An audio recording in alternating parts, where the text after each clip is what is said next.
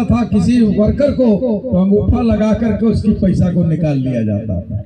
ये व्यवस्थाएं थी और उस व्यवस्था के विरुद्ध में उन्होंने लड़ाई लड़ा और लड़ते लड़ते वीर गति को प्राप्त हुआ। हम उनके परिवार के लोगों को यह हम कहना चाहेंगे, वैसे सपूत को अपने अपने घर पर, आपके परिवार में वैसे सपूत का जन्म हुआ था जो आज महाजनी प्रथा के विरोध में लड़ते लड़ते अपने प्राणों को आहुति दिए और समाज को एक अच्छे दिशा में ले जाने का उन्होंने जो पहल किया, उन्होंने जो शुरुआत किया, आज उसी का कारण हम लोग बेहतर रूप से सामाजिक रूप से यहाँ जीवन जीने के लिए आज हम लोग आजाद हैं। आज इस बात को भी कहते हुए बड़ा खुशी हो रहा कि भाई आज हमारी सरकार पूरे राज्य भर में जहां ठंड का प्रकोप काफी अधिक बढ़ चला है, राज्य सरकार ने निर्णय लिया। कई बार तो अमूमन यह देखने को मिलता है कि समय थोड़ा बीत जाता है, लेकिन इस बार सरकार ने निर्णय किया है कि कंबल गरीबों का जो ठंड से बचाने के लिए वो ससमय मिले। और आज उसकी शुरुआत में बोकारो जिला का इसी रतनपुरी के शहादत दिवस के अवसर पर मैं बोकारो जिला का यहाँ मैं शुभारंभ करूंगा। आज कई धान अभिप्राप्ति केंद्रों का भी हमारे द्वारा उद्घाटन किया गया। मैं तमाम लोगों से यहाँ पर जितने, चूंकि सब लोग खेतिहर परिवार से हैं, सब कृषक परिवार से हैं, सब लोग खेतीबाड़ी करते हैं। महाजनी प्रथा का एक दूसरा पार्ट यह भी था कि आपने पीछे देखा होगा, धान अभिप्राप्ति केंद्र के द्वारा कृषकों के साथ शोषण किया जाता था। कोई मॉइस्चर के नाम पर कोई पैसा अगर आ भी जाता था तो साल साल भर नहीं मिलता था।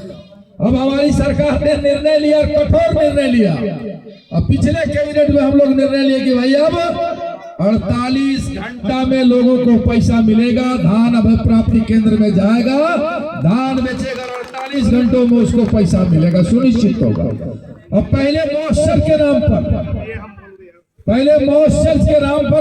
के नाम पर कि धान भीगा हुआ है, उसके नाम से कोई 10%, 15%, 20% भी काटता था।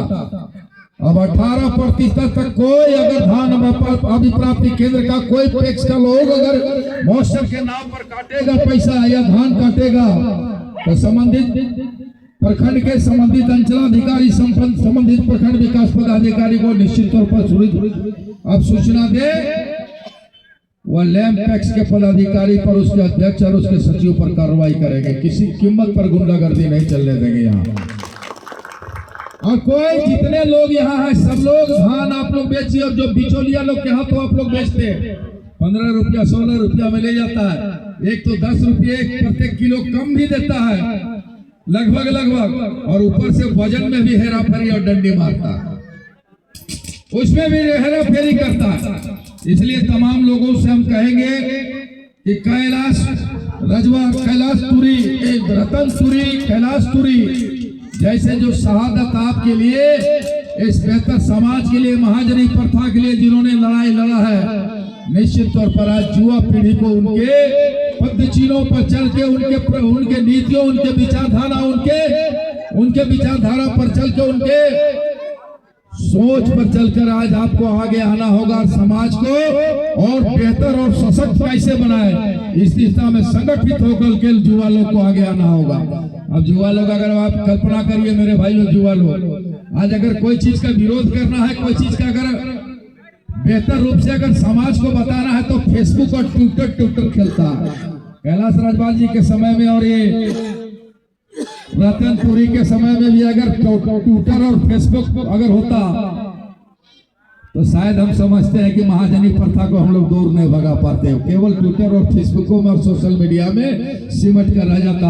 नौजवानों को कहेंगे उनके आचारों पर, उनके विचारों पर चल करके।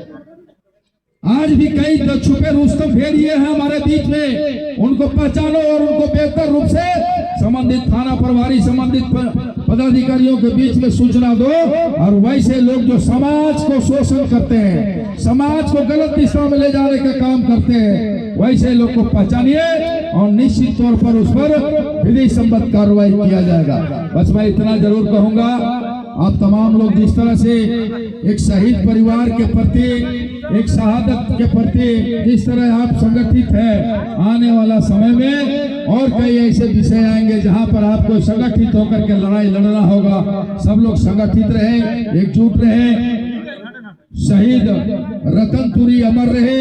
इन्हीं बातों के साथ अपनी बातों को समाप्त करते, सबको धन्यवाद और जोहार करते हैं। चलिए।